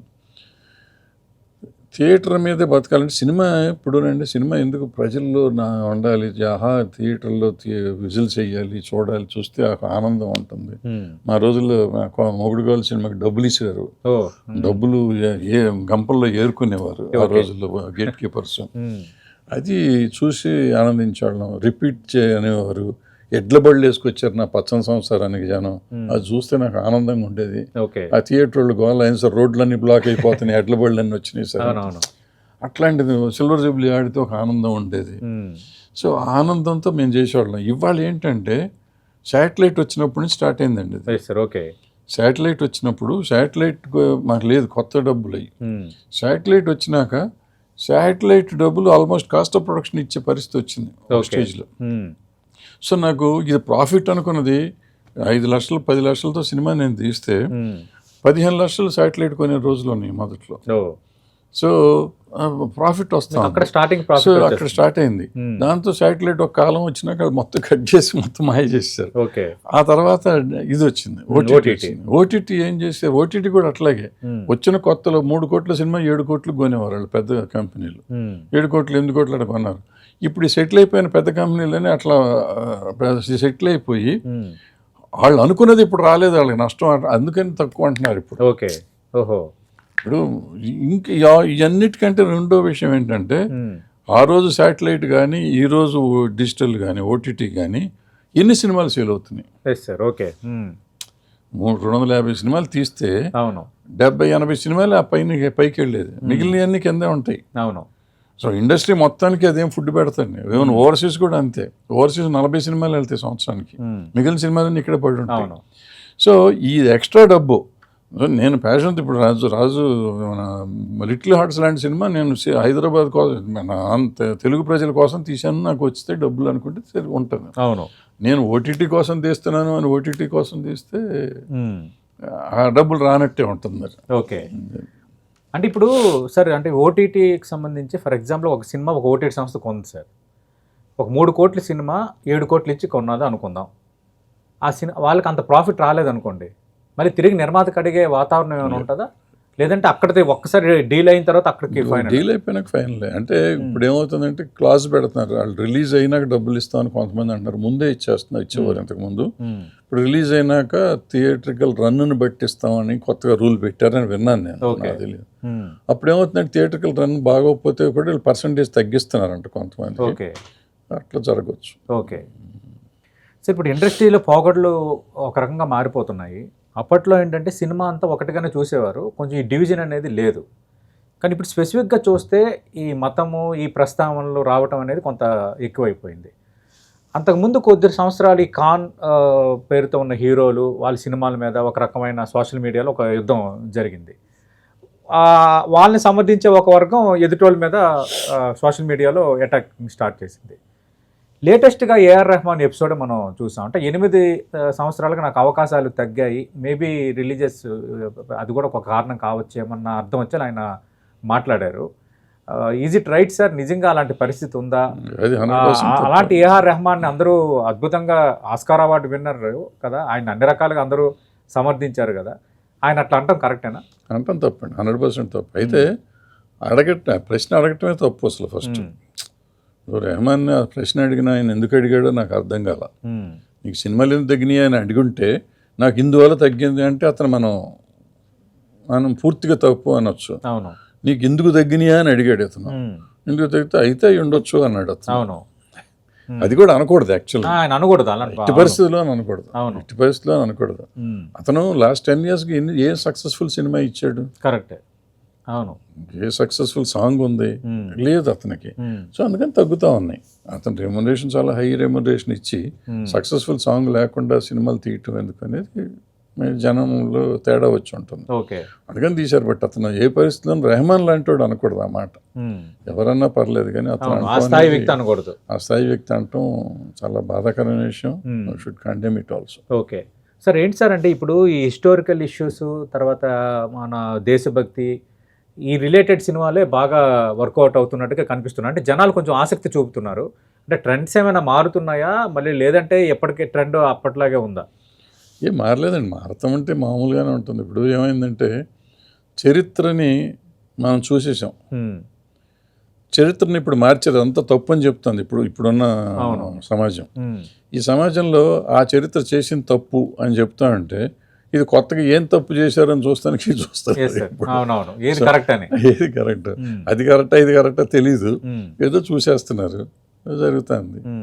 కానీ వాటిని కూడా వక్రీకరిస్తున్నారని మరో వివాదం స్టార్ట్ అవుతుంది కొన్ని సందర్భాలు. వక్రీకరిస్తున్నారు అనేది నిజం, వక్రీకరిస్తున్నారు అనేది నిజం అది. ఓకే, బట్ అది నిజం అబద్ధం అని చూస్తున్నారు, లేకపోతే నమ్మి చూస్తున్నారు. ఏదో ఇప్పుడు నమ్మేవాళ్ళు నమ్ముతారండి. ఇప్పుడు నేను అది అబద్ధం అని వక్రీకరిస్తున్నారని నేను అంటున్నాను, బట్ వాళ్ళు నమ్మాలి కదా. ఇక్కడ మనం after all we are in democratic country అండి. సో నా నమ్మకం నాది, వాళ్ళ నమ్మకం వాళ్ళది, ఎవరి నమ్మకం వాళ్ళది. దానికి మనం వి కెనాట్ కామెంట్ ఆన్ ఎనీబడీది. ఓకే ఓకే సార్, ఆ మధ్యకాలంలో బాగా డిస్కషన్ అయిన అంశం అంటే ఆఫ్టర్ డివిజన్, రాష్ట్ర విభజన జరిగిన తర్వాత సినిమా పెద్దలు ప్రభుత్వ పెద్దలను కలవటంలో కొన్ని వివాదాలు అయ్యాయి. అంతకుముందు చిరంజీవి వైఎస్ జగన్మోహన్ రెడ్డి దగ్గరికి వెళ్ళినప్పుడు పవన్ కళ్యాణ్ కొన్ని కామెంట్స్ చేయడం ఇష్యూ ఒకటైతే, ఆ తర్వాత కూటమి ప్రభుత్వం వచ్చిన తర్వాత కూడా పవన్ కళ్యాణ్ ఒక కామెంట్ చేశారు. మేము వచ్చి ఏడాది అయ్యింది, సీఎంని కానీ మమ్మల్ని కానీ ఎవరు కలవలేదు అన్న కామెంట్ ఆయన చేశారు. బట్ వేరే తెలంగాణలో కూడా రేవంత్ రెడ్డి అలా ఫీల్ అయ్యారన్న వార్తలు బయటికి ఎగ్జిబిట్ అయ్యాయి. అసలు ఏంటి సార్, అంటే ఇండస్ట్రీ పెద్దలకి వాళ్ళని ఎందుకు కలవాలన్న ఇగో ఏమైనా ఉందా, లేదంటే ముఖ్యమంత్రులను వాళ్ళని కూడా ఒక ఈక్వేషన్లో చూసే వాతావరణం ఏమైనా ఉందా? అసలు ప్రాబ్లము విత్ ద గవర్నమెంట్స్ అండి, ఏ గవర్నమెంట్ అయినా. ఓకే, ఎవరు పెద్దలు వాళ్ళకి హీరోలు కలవాలని కోరుకుంటే హీరోలను పిలుచుకోమనంటే వస్తారు. ఇప్పుడు చిరంజీవి గారు వెళ్ళినప్పుడు కూడా వాళ్ళకి ఏదో ఒక ఇష్యూ వచ్చింది, సినిమా టికెట్ల రేట్లు పెంచాలి కాబట్టి వీళ్ళు అడిగారు, అంతేగాని ఊరికే దండేస్తానికి వెళ్ళలేదు. అంతకుముందు చంద్రబాబు గారు ఉన్నప్పుడు కూడా చాలామంది ఇళ్ళు వచ్చారండి, మాట్లాడొచ్చారు. బట్ ఎన్టీ రామారావు గారి టైంలో తప్ప రాజశేఖర్ రెడ్డి గారు ఏదో మాకు కొన్ని చేశారని తప్ప చీఫ్ మినిస్టర్లకు సన్మానాలు మేము ఎప్పుడు చేయలేదండి. సన్మానాలు కానీ వెళ్ళి కలవటం కానీ చేయలేదండి. చేసినా కానీ వాళ్ళు పిలిస్తే వెళ్ళామండి. Right, okay. సో తర్వాత చంద్రబాబు నాయుడు గారు వచ్చినప్పుడు కూడా కొంతమంది వెళ్తూ ఉండేవారు. అంటే ఇప్పుడు మెజారిటీ ఆఫ్ ద ఇండస్ట్రీ అప్పట్లో తెలుగుదేశంలో ఉండేవారు కాబట్టి వాళ్ళు కలుస్తూ ఉండేవారు.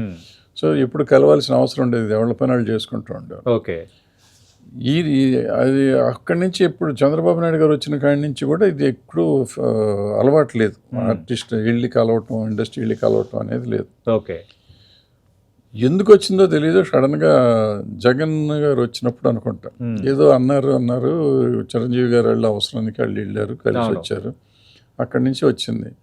చిరంజీవి వంగి దండం పెట్టడం, దాన్ని పవన్ కళ్యాణ్ తప్పు పట్టడం, అప్పట్లో వివాదం నడిచింది. అది అదొక స్టోరీ అయిపోతే ఆ తర్వాత వచ్చినాక ఎందుకు వెళ్ళారంటారు. ఇప్పుడు అది ఇండస్ట్రీ కాదు, నేను చిరంజీవి గారి ఇండస్ట్రీ ఒప్పుకోను. ఆ రోజు చిరంజీవి గారు వెళ్ళింది ఎందుకు వెళ్ళారు, ఆ రాజమౌళి గారి సినిమాను ఇంకో 2 సినిమాలకి టికెట్ రేట్లు పెంచుకుంటాం వెళ్ళారు. అవును. సో అది ఇండస్ట్రీ సమస్యకి వెళ్ళా, ఇక్కడికి వెళ్ళిన వాళ్ళు అందరూ ఇండస్ట్రీ సమస్యకి వెళ్ళా. ఇప్పుడు వెళ్ళిన 8 మంది ఎక్సెప్ట్ నారాయణమూర్తి గారు, మిగిలిన వాళ్ళందరూ సినిమా టికెట్ రేట్ పెంచమని అడుగుతానికి వెళ్ళారు. నారాయణమూర్తి గారు అదే మీటింగ్లో టికెట్లు పెంచొద్దు బాబు అని చెప్పాడు. అవును, చెప్పి అక్కడే చెప్పాడు. అవునవును. సో ఇండస్ట్రీ నుంచి ఇది నారాయణమూర్తి గారిని సీఎం డైరెక్ట్ గా పిలుచుకున్నాడు. వీళ్ళు జగన్ ఒక రకంగా వ్యక్తిగతంగా వాళ్ళ పని మీద వెళ్ళారు, వ్యక్తిగతంగా. ఈవెన్ చంద్రబాబు నాయుడు గారి దగ్గర కూడా వ్యక్తిగతంగానే వెళ్ళాం. మేము ఎన్టీ రామారావు గారిని, రాజశేఖర రెడ్డి గారిని మాత్రమే సంయుక్తంగా సన్మానం చేసి ఇండస్ట్రీ తరఫున. అప్పుడు ఇండస్ట్రీ కొన్ని వాళ్ళు మనకు లాభాలు జరిగినాయో ఇంకోటో, లేకపోతే ఎన్టీ రామారావు గారు మన ఇండస్ట్రీ నుంచి వచ్చాడు, మనవాడు ముఖ్యమంత్రి అయ్యాడని మేము చేసాం. ఈయన దగ్గరికి వచ్చేసరికి ఈయన ఏదో ఇండస్ట్రీకి కొన్ని చేశాడని చెప్పి ఈయనకి చేసాం. అడిగినవి అన్ని ఇచ్చాడు అనేది అప్పుడు చేసాం. సో అట్లా అయిందండి. మిగిలిన వాళ్ళ దగ్గరికి ఏమి వెళ్ళలేదండి, ఏం జరగలేదు కూడా, నేను చేయలేదు. కానీ అటువైపు టాక్ ఎలా ఉందంటే తర్వాత వచ్చిన సీఎంలు కానీ వాళ్ళ అనునాయుల వద్ద టాక్ ఏంటంటే ఇండస్ట్రీకి ఇగో ఎక్కువైపోయింది, ముఖ్యమంత్రులుగా గెలిచిన తర్వాత కూడా ఒక సన్మానం చేయటమో లేదంటే శుభాకాంక్షలు తెలియజేయటం అనేది జరగటం లేదు అన్నది.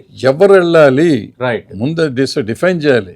నేను చెప్పేది గవర్నమెంట్ తప్పని నేను అనేది ఏంటంటే who should bell the cat. Right, మీరు ముఖ్యమంత్రి అయ్యారు, మీకు ఎవరు పలానా ప్రభాసు, మహేష్ బాబు, చిరంజీవి గారు, పవన్ కళ్యాణ్ గారు, ఉన్నవాడు వెంకటేష్ గారు, నాగార్జున గారు, మొత్తం వీళ్ళంతా 10 మంది కలిసి వస్తే ఇండస్ట్రీ అని మీరు అనుకుంటున్నారా? ఛాంబర్ వస్తే చాలు అనుకుంటున్నారా? లేదా ఊళ్ళో ఉన్న హీరోయిన్లు అంతా రావాలనుకుంటున్నారా? మీరేమనుకుంటున్నారు? రైట్, మీకు ఎవరు ఇండస్ట్రీ, అది కదా కావాల్సింది. సో మీ దగ్గరికి చిరంజీవి గారు వెళ్ళారు, నా లెక్కలు చిరంజీవి గారు వెళ్తే ఇండస్ట్రీ ఫుల్ అనుకుంటానండి. ఆయన వెళ్ళి దండేసి వచ్చాడు కదా చాలు అనుకున్నాను నేను. నువ్వు ఎవరు రాలేదంటే నేనేం చెప్తాను దానికి? ఓకే. సో ఈ సమస్య నువ్వేమనుకుంటున్నావు అనే దాన్ని బట్టి సమస్య. ఇండస్ట్రీ అంటారు, ఎవరు ఇండస్ట్రీ అనేది ఎవరన్నా చేర్చమానండి. రైట్. ఇండస్ట్రీ అన్నదానికి ఎవరు అనేది పర్యాయ పదం చెప్పమానండి, చెప్తే దానికి ఇండస్ట్రీ వెళ్ళేదాకా చేద్దాం. Okay. You will make it a point that industry should go to the chief, any chief minister who ever comes.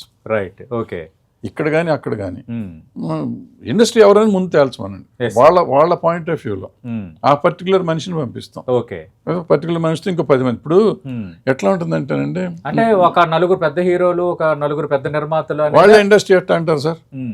ఇప్పుడు పలానా హీరోల సినిమాలు 3 ఏళ్ళకి ఒకటి వస్తుంది, వాళ్ళు ఇండస్ట్రీ ఎట్లా అవుతారు? ఓకే. 250 సినిమాలు వస్తాయంటే అందరు హీరోలకి గెలిపితే 6 సినిమాలు వస్తాయి. 246 సినిమాలు బయట వాళ్ళు తెస్తాండి, వాళ్ళ ఇండస్ట్రీ కాదా? ఇండస్ట్రీ. మరి వాళ్ళు రావద్దా? వాళ్ళు వస్తే నువ్వు ఒప్పుకోవట్లా. ఓకే. వీళ్ళే కావాలి. ఓకే. అది అది కావాలి అంటే ఈగో అని కాదు, అవసరం ఉంటే వస్తారు. ఏం అవసరం ఉంటుంది? ఓకే సార్, మాది ఈ 1,00,000 కోట్లు వ్యాపారం బడ్జెట్స్ ఉండే స్టేట్స్ అండి, మోర్ దెన్ 1,00,000 కోట్లు ఉండేవాడి. మన contribution of film, Telugu film is hardly అక్కడ 1,000 కోట్లు, ఇక్కడ 1,000 కోట్లు ట్యాక్సెస్ రూపంలో వచ్చేది మ్యాక్సిమం. సో అది ఎంత 1% కూడా లేని ఇండస్ట్రీ. మేము ఎంత అండి వాళ్ళకి ఎందుకు లెక్క చేస్తారు మమ్మల్ని? మా అవసరం వాళ్ళకి లేదు, వాళ్ళ అవసరం మాకు లేదు. బట్ ఫర్ ఈ టికెట్ల కోసం ఉండే 10 సినిమాలకి తప్ప. ఓకే. 10 సినిమాలకి టికెట్లు. మాకు కావాల్సిన సమస్య ఏంటంటే థియేటర్లకి కమర్షియల్ తీసేసి ఇండస్ట్రియల్ కరెంట్ ఇవ్వమని అడుగుతున్నాం. 40 ఏళ్ళ నుంచి అడుగుతున్నాం. చీట్ల ఓకే చేశారా? చేయట్లా. టికెటింగ్ ఇవాళ బుక్ మై షో వాడు అలా పరమ పవిత్రంగా భావిస్తాం, మీరైనా మనమైనా ఎవరైనా. దాని చుట్టూ ఈ వివాదం రావటము, ఈ తరహాగా ఈ గందరగోళం అవడం పైన మీ కామెంట్ ఏంటి? నాకు తెలియదు, అర్థం కావట్లేదండి. నిజంగా తెలియదని నేను అర్థం కావట్లేదు. ఎందుకంటే నిజంగా లడ్డు అండి ఇప్పుడు కాదు, 10-15 years నుంచి ఇది అట్టగా బాగుంది. ఒకప్పుడు ఆ లడ్డు తెచ్చి ఇంట్లో పెడితే ఆ గుమగుమ ఇల్లంతా వాసన వచ్చేదండి. కరెక్ట్. ఆ కర్పూరం వాసన కానీ ఒక డివైన్ ఫీలింగ్ వచ్చేదండి. ఆ తింటంటే కూడా ఒక ఫీలింగ్ ఉండేది. 10 రోజులైనా చెడిపోయేది కాదు. మామూలు లడ్డు మనం స్వీట్ షాప్లో మన లడ్డు అండి 4 రోజులు అంటే బూజు పెట్టేస్తాం, బూజు వచ్చేస్తుందండి. తిరుపతి లడ్డు రాదండి, ఎన్ని రోజులైనా రాదు. అసలు దాన్ని 4 రోజులు ఉంచం, 3వ రోజుకల్లా లాగి తినేస్తాం, మనం పొద్దున్న తినేస్తాం. సో అది ఈ మధ్యకాలంలో దాని టేస్ట్ పోయిందండి. ఆ కర్పూరం వేసి ఒక వాసన వచ్చేది, ఇప్పుడు ఆ వాసన లేదు, పాడు లేదు, ఏం లేదు, అంత పోయింది. అది ఒక ఇష్యూ అండి. ఇప్పుడు నా క్వశ్చన్ నాకు వచ్చింది, నాకంటే నేను తప్పు ఏమో నాకు తెలియదు, లేకపోతే నాకు అమాయకత్వం నాకు తెలియదు కానండి. ఆవు నెయ్యి మార్కెట్లోనండి 1,500కి తక్కువ ఉందండి. ఒరిజినల్ నెయ్యి 1,500 ఉన్న నెయ్యిని వీళ్ళు 300కో 400కో 500కో ఎలా కొంటున్నారు? గత ప్రభుత్వం ఫ్రాడ్ చేశారు అనుకుందాం, సింథటిక్ నెయ్యే ఇచ్చారు అనుకుందాం, ఆ కంపెనీలు అనుకోండి. వీళ్ళు రెగ్యులర్గా సప్లై చేస్తున్న వాళ్ళే, అంతకుముందు సప్లై చేసిన వాళ్ళు, ఇప్పుడు సప్లై చేస్తున్న వాళ్ళే.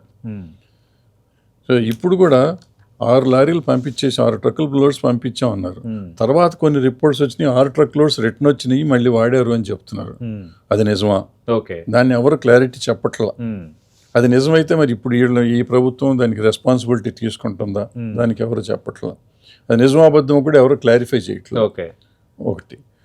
రెండోది, ఇప్పుడు నేను ఇందాక చెప్పినట్టు 1,500 రూపాయలు ఉండే నెయ్యి నీకు 400కో 500కో ఎందుకు ఇస్తున్నారు? వాళ్ళు ఫ్రాడ్ చేశారు, తినేశారు, 2,50,000 టన్నులు తినేశారు అనుకుందాం. ఇప్పుడు మనకి ఇస్తున్నది నా కల్తీ లేదని ఎట్ట చెప్తారు మీరు? ఇప్పుడు వాళ్ళు 2,50,000 టన్నుల్లో ఏదన్నా టెస్ట్ మనం చేయించామా? చేయించలా. ఎవరో ఒక మనిషి అది సింథటిక్ ఇస్తున్నారు, వాళ్ళకి ఆవులు లేవు కాకుండా తెస్తున్నారు. ఆవులు అనేవి ఏ డైరీకి ఉండవండి, డైరీలు బయట నుంచి సేకరించి ఇచ్చేది. కాబట్టి అది ఆ క్వశ్చన్ తీసేయండి. బట్ వాళ్ళు ఇచ్చే నెయ్యి కరెక్టా కాదా? వాళ్ళు 1,500 నెయ్యి తక్కువకి ఇస్తున్నారంటే డెఫినెట్గా నా ఉద్దేశం కల్తీ అయి ఉంటుంది, ఎవరు ఇచ్చినా. సో నా పాయింట్ ఏంటంటే అసలు ఫస్ట్ ఈ నెయ్యిని టెస్ట్ చేయించండి. ఇప్పుడు వస్తున్న నెయ్యి, పాత నెయ్యి వదిలేయండి. 400 రూపాయలకి 500 రూపాయలకి వాళ్ళు మీరు కొంటున్నారు కదా, మీరు కొన్న నెయ్యిని టెస్ట్ చేయించారా? ఈ బ్రాహ్మణ టెస్ట్ కాదు, కలిపే వాళ్ళకే తెలుసు. కలిపే వాళ్ళకి తెలిసే మరి కలిపే వాళ్ళని ఎందుకు తీసేయట్లా? ఓకే. గత ప్రభుత్వంలో ఉన్న వాళ్ళే ఇప్పుడు కలుపుతున్నారండి. గత ప్రభుత్వంలో 5 సంవత్సరాలు 300 అంటే దగ్గర దగ్గర 1500 అన్ని రోజులు 2000 రోజులు దగ్గర దగ్గర వాళ్ళు కలిపారు. కలిపి వీళ్ళు కల్తీ కాదన్నప్పుడు వాళ్ళకే తెలిసింది. అప్పుడు ఎందుకు అసలు లడ్డు బ్యారేలో బయట? ఓకే. ముందు ల్యాబ్ టెస్ట్ చేశారు కదా, వాళ్ళే ఇప్పుడు ల్యాబ్ టెస్ట్ చేస్తున్నారు కదా, వాళ్ళని ఎందుకు తీసేయట్లా? ఓకే. ఇప్పుడు వాళ్ళు పంపిన వాళ్ళు కూడా ఇప్పుడు నేను కాంట్రాక్ట్ మీకు ఇచ్చానండి, మీరు సప్లై చేస్తున్నారు, నేను దొంగనైతే నాతో పాటు మీరు దొంగగా మిమ్మల్ని ఎందుకు అరెస్ట్ చేయట్లా? సో ఇప్పుడు కొంతమందిని ఇప్పుడు అరెస్ట్ చేసినాక అందులో ఒక ఆయన వచ్చేసి కాదండి అంతా చేసామని నాకు చెప్పాడంట. చెప్పిన దాన్ని నమ్మటం ఎంతవరకు నమ్ముతాం? Okay. I'm not supporting this government are that government అండి. ఇక్కడ పాయింట్ ఏంటంటే అస్సలు నెయ్యి కరెక్టా కాదా ముందు తేల్చండి. రైట్. ఇప్పుడు వాడుతున్న నెయ్యి కరెక్టా కాదా? ఇప్పుడు ఎప్పుడు వాడింది నా ఉద్దేశం పాతంలో నేను అనుకోవటం ఈ 300 మనం తింటున్న లడ్డు అంటే ప్రస్తుతానికి ఈ రోజు తింటున్న లడ్డు కూడా నాణ్యమైంది కాదన్నదా తమ్మారెడ్డి భరద్వాజ్ గారి కామెంట్? కాదని కాదు, 500 రూపాయలకి నువ్వు ఎట్ట ఇచ్చావు అని అడిగారు అప్పట్లో ఒకసారి. 350 400 నువ్వు ఎట్ట ఇచ్చావు కల్తీది కాకపోతే అని చెప్పి ఇచ్చారు. అదే ప్రశ్న నేను ఇప్పుడు అడుగుతున్నా. రైట్. ఇవాళ కూడా అదే కదా, నువ్వు 100 రూపాయలు పెంచి ఉంటావు రేటు, 100 రూపాయల మంచి నెయ్యి ఎట్ట వస్తుంది? ఓకే. వచ్చి ఉండొచ్చు కూడా టెస్ట్ చేయించండి అంటున్నాను నేను. ఓకే. మనం ఎందుకు టెస్ట్ చేయించట్లేదు?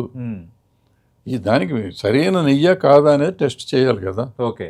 అది ఎందుకు పెట్టుకోవాలి? ప్లస్ ఇంత వివాదం వచ్చినాక ఇవాళకైనా కానీ అక్కడ ల్యాబ్ తయారైందా, ఏ స్పాంటేనియస్గా తెలిసేది ఏదైనా వచ్చిందా, ఆ నెయ్యిని చెక్ చేసే మెకానిజం వచ్చిందా, ఇవన్నీ చేస్తున్నాం. అంటే గ్రౌండ్కి వెళ్ళమని నా పాయింట్ అండి. ఇప్పుడు నేను ఇక్కడ వాళ్ళని తప్పడతాం వీళ్ళని తప్పడతాం వాళ్ళని తప్పడతాం కదండి. ఇప్పుడు let us use our common sense. Right. ఇప్పుడు దేవుడిని నమ్మకం మీద మనం వెళ్తున్నాం అండి. దేవుడు అనేది ఒక నమ్మకం, ప్రసాదం అనేది చాలా పవిత్రమైనది. ఆ పవిత్రమైన ప్రసాదం సరైందో కాదో నీకు అనుమానం వచ్చింది, అనుమానం రేపింది, నువ్వు దాన్ని సరిచేయమంటున్నాను నేను. రైట్. ఇప్పుడు ఎంతసేపు వాళ్ళని తిట్టుకోవటం, వాళ్ళని జైలు వేసుకొని మీరు ఏమైనా చూడండి, నాకు లీస్ట్ బాదర్డ్. ఇప్పుడు నువ్వు సరిచేయి దీన్ని. ఓకే. ఇప్పుడు వస్తున్నది సరిగ్గా ఉందా లేదా చెక్ చేయండి. ఇదిగోండి రోజు మీటర్ పెట్టండి. ఈ ఇప్పుడు మనకి ఎంఆర్పి మీద పక్కన రాస్తారు చూడండి ఏమేమి కంటెంట్స్ ఉన్నాయో. ఈ ఆవు పాలు నెయ్యే, ఆవు పాలు ఎంత ఉంది అని చెప్పి సర్టిఫైడ్ పెట్టుకోమనండి, రోజు పెట్టమనండి బోర్డు. ఓకే. చేసి సరి చేయొచ్చు కదా. రైట్. అది చేయకుండా ఎంతసేపు దాని గురించి మాట్లాడుతున్నారు, దీని గురించి ఎవరు మాట్లాడతలేదు అనేది నా పాయింట్. రైట్. నేను తప్పు అయ్యి ఉండొచ్చు, రైట్ అయ్యి ఉండొచ్చు. రైట్ సార్, అదే మీ ఒపీనియన్, మీ పాయింట్ మీరు చెప్పారు సార్. అదైతే మీరు అన్నట్టుగా కొంత వివాదం అయితే రేగుతోంది. వివాదం కాదు, అవును, దీని బూతులు తిట్టుకుని జైలుకి వెళ్ళి ఇవన్నీ గొడవలు చేస్తున్నారు. కానీ ఇది ఎవరు అడగడం ఏమిటి? కరెక్ట్, మీరు అన్నట్టుగా బేసిక్ అనవసరం కదా. ఎవరు అడగరు. మిమ్మల్ని నేను తిట్టక్కర్లా, మీరు తిట్టక్కర్లా. అవును, నేను తప్పయ్యాను, నేను తప్పయ్యాను, ఇది కూడా తేల్చేసుకుందాం అనొచ్చు కదా. అది ఎవరు అంటలా. ఓకే. ఆయన ఈయన తిట్టి ఆయన తిట్టి క్లారిటీ అయితే అవసరం ఉంది. Sir definitely. సార్ ఇప్పుడు 50 ఏళ్ళు పూర్తయిన తర్వాత కూడా మీరు ఇంకా సినిమా తీస్తున్నారని విన్నాను. ఏంటి మీకు అంత ప్యాషన్, ఇంకా ఆ ఓపిక ఏంటి? ఎన్ని సంవత్సరాలు సార్ ఇప్పుడు మీ వయసు ఎంత సార్? 78. Great sir. ఇంకా మీరు ఇప్పుడు ఏంటి సార్ కొత్త ఆల్రెడీ ఒక సినిమా తీస్తున్నారని విన్నాను. అంటే ఎప్పుడు రిలీజ్, అంటే మీడియం బడ్జెట్? త్వరలో చెప్తాం. ఓకే. అంటే కాదు, ఎందుకంటే ఈ సామాజిక అంశాలపై ఎక్కువ మాట్లాడుతున్నారు కదా, అలాంటి ఇతివృత్తమైనా లేదంటే అన్నీ చెప్తా ఒకసారి చెప్తా. లేదంటే మీరు ఇందాక అన్నారు కదా ట్రెండ్కి తగ్గట్టుగా మనం మారాలి మారినట్టు ఉండాలి. Okay. Right. Wish you all the best sir. Thank you sir.